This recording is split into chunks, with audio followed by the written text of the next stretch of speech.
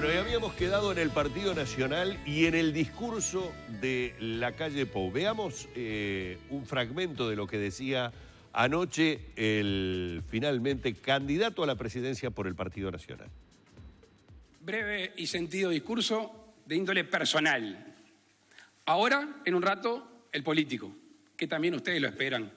Pero me quería tomar esta licencia para agradecerles a todos los que de alguna manera nos han empujado, nos han respaldado, nos han aplaudido, nos han criticado a la vocación de servicio, al contacto con miles y miles de uruguayos de distintas situaciones que no me han hecho un mejor político, me han hecho sobre todo una mejor persona. Siempre voy a tener, esté donde esté, que es la de un militante político, la de un orgulloso militante político del Partido Nacional.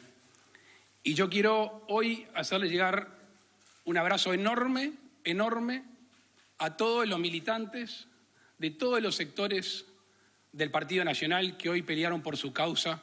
Yo creo en la política, reivindico el instrumento de la política, yo dignifico la política, yo actúo como predico y creo que es la mejor herramienta que tiene la humanidad para los cambios positivos.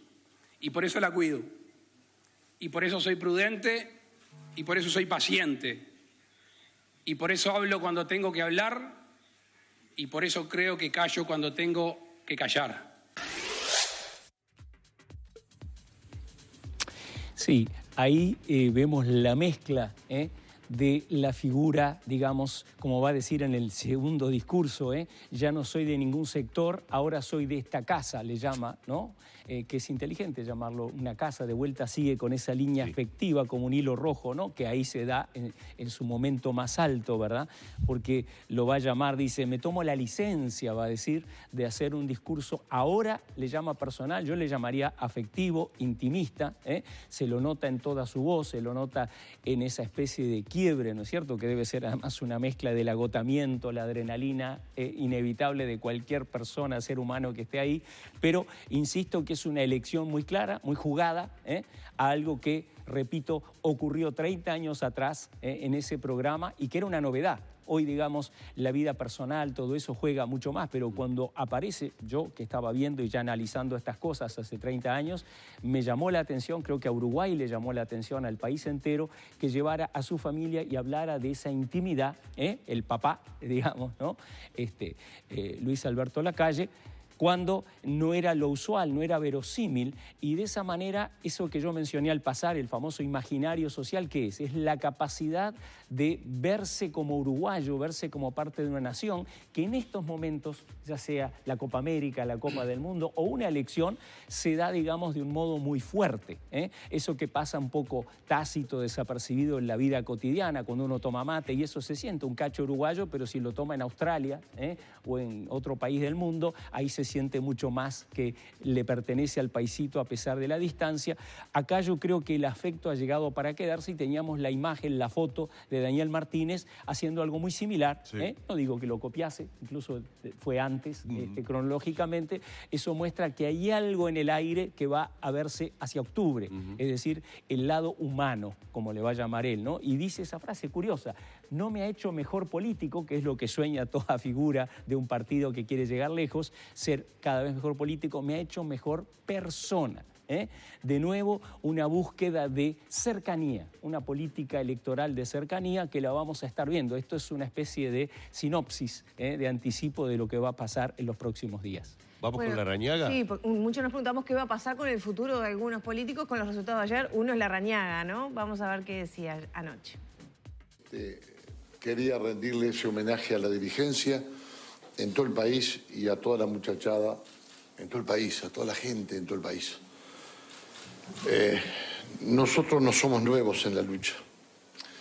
Siempre hemos desempeñado la misma con enorme esfuerzo, con gran sacrificio, con gran entrega, defendiendo nuestros principios, defendiendo la dignidad.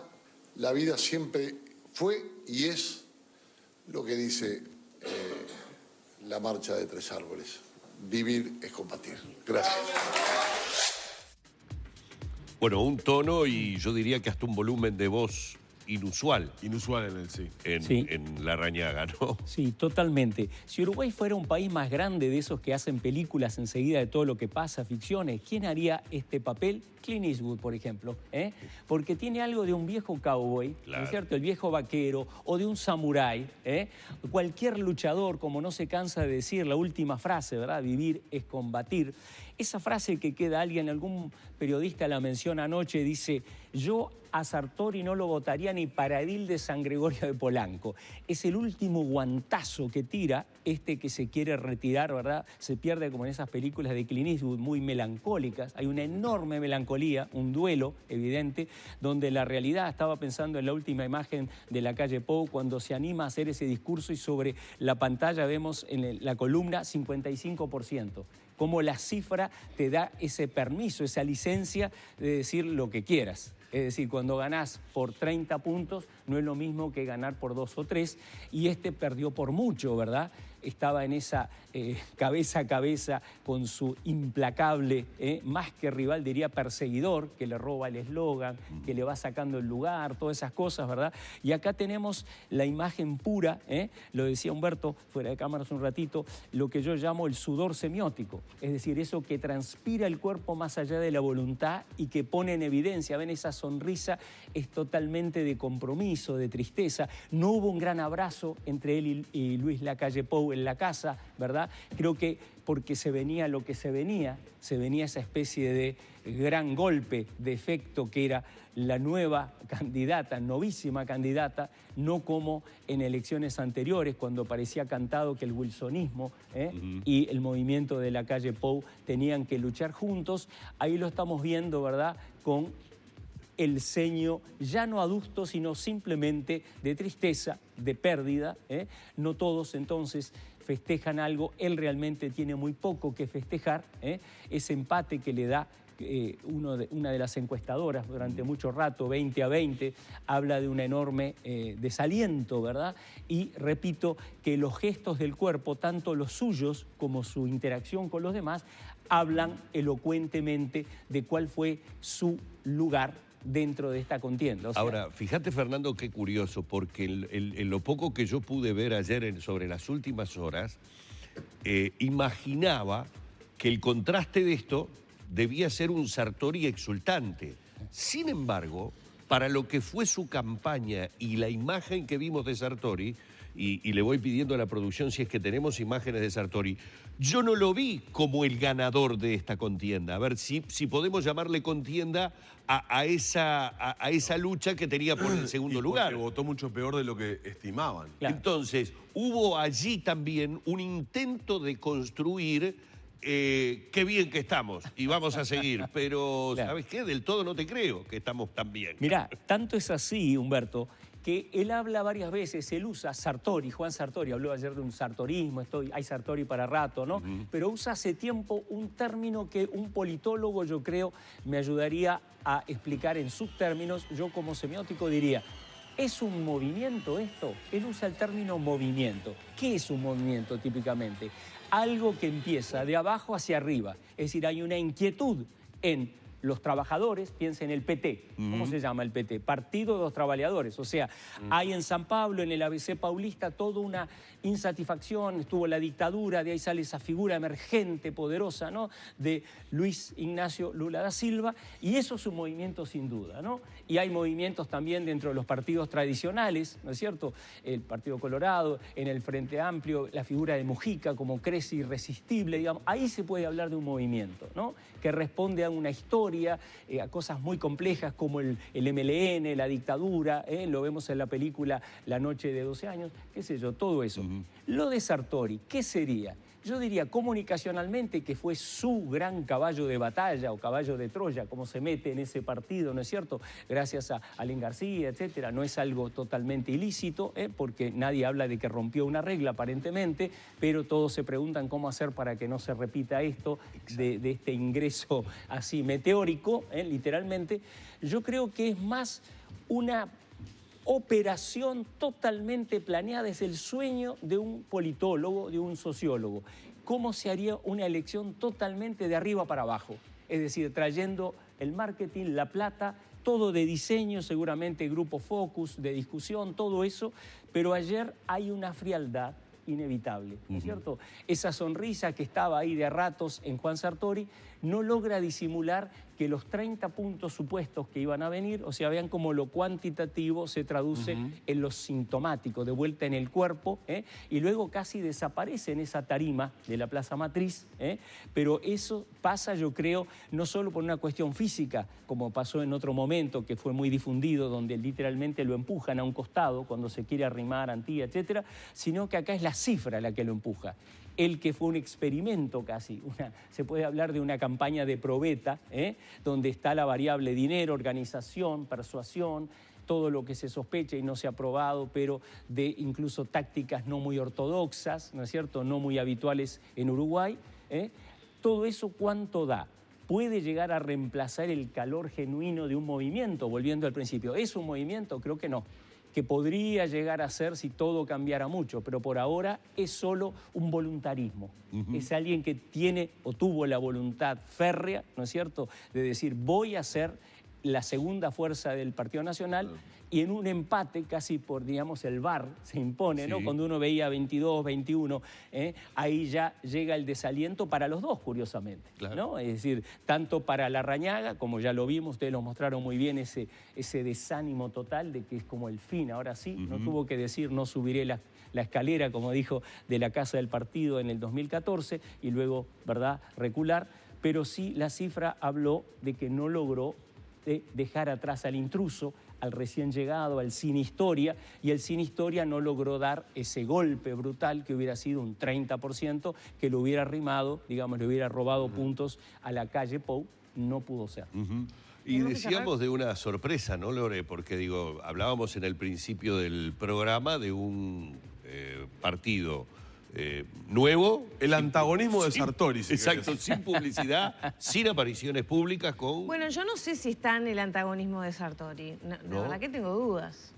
Porque de alguna manera, por lo menos el final del mandato de Marini Ríos como comandante jefe del ejército, podemos leer intencionalidades políticas en su discurso, en su despedida. Entonces él fue construyendo algo ahí.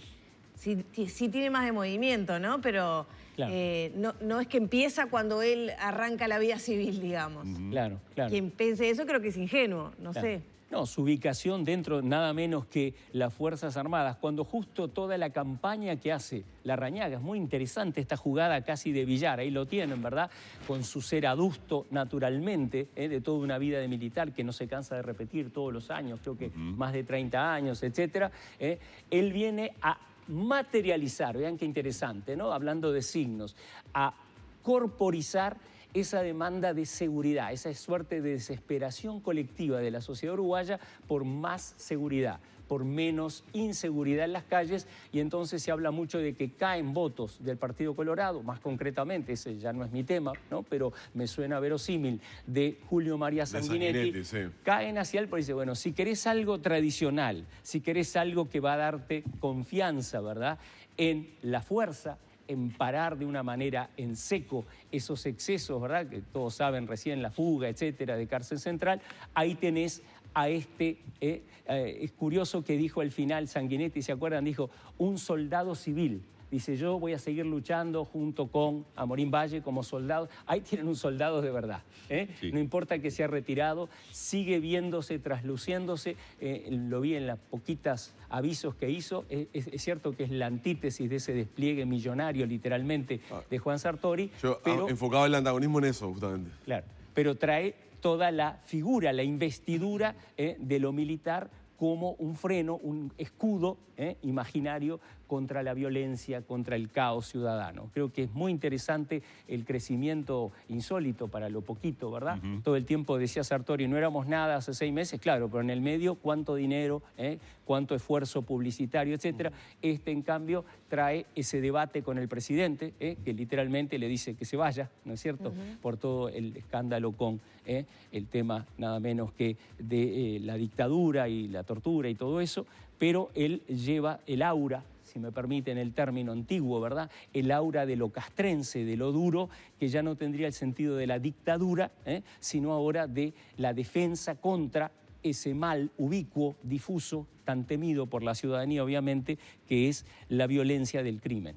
Entonces, eso creo que fácilmente explica ese 4 y algo, ¿verdad? Casi 5, que es casi un milagro, ¿no? Si ustedes ven los otros partidos chiquitos, dan todos fracción, casi nada.